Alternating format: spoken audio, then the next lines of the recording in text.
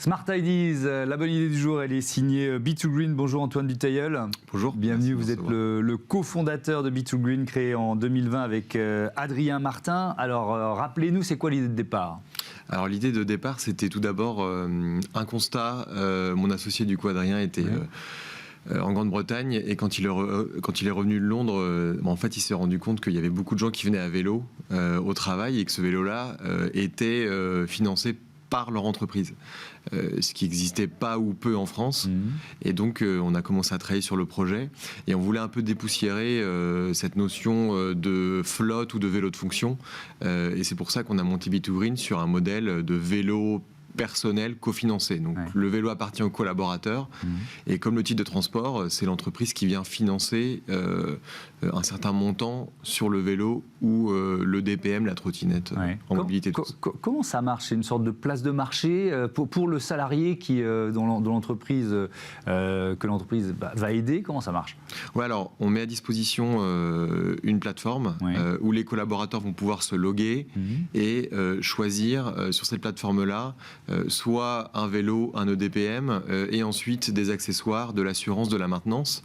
Et le collaborateur va avoir comme un remboursement de titre de transport le montant, le même que tous ses collaborateurs pour se mettre à la mobilité douce.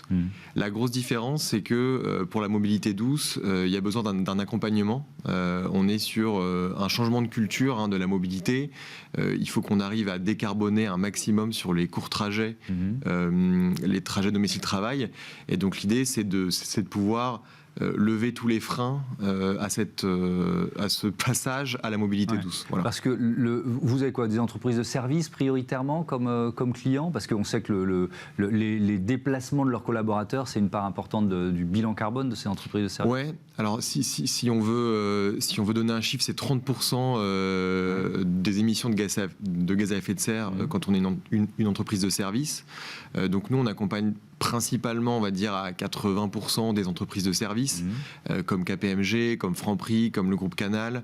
Donc on s'intéresse plutôt à des grands groupes qui ont des politiques RSE plutôt engagées sur les prochaines années.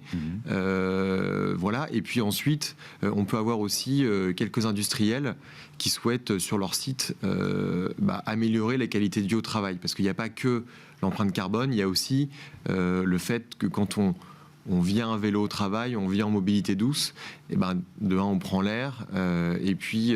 ça joue sur le bien-être du salarié. Ça joue sur le bien-être, évidemment. Ça a été documenté en quelque sorte, parce que là, c'est du bon sens, ce que vous nous dites, mais ça a été documenté ? Alors oui, il y a des études qui viennent surtout des pays nordiques, qui sont en avance sur nous, les Pays-Bas, le Danemark, donc on a des chiffres. Après, nous, l'intérêt et l'objectif qu'on veut avoir, puisque c'est des études qui peuvent être assez vieilles, c'est avec les données qu'on a et avec les données qu'on récupère et avec la proximité qu'on a avec les collaborateurs, de pouvoir fournir à chaque employeur des bilans qui ne sont pas uniquement liés au CO2 non émis, mais aussi qui sont liés à la qualité de vie au travail, la productivité, la présence sur site et la ponctualité, puisque quand on vient en mobilité douce, on sait à peu près à 5 minutes à quelle heure on va arriver.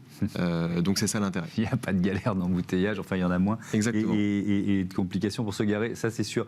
C'est le vélo qui prend la part la plus importante des solutions que vous proposez ? Alors oui, en volumétrie, évidemment.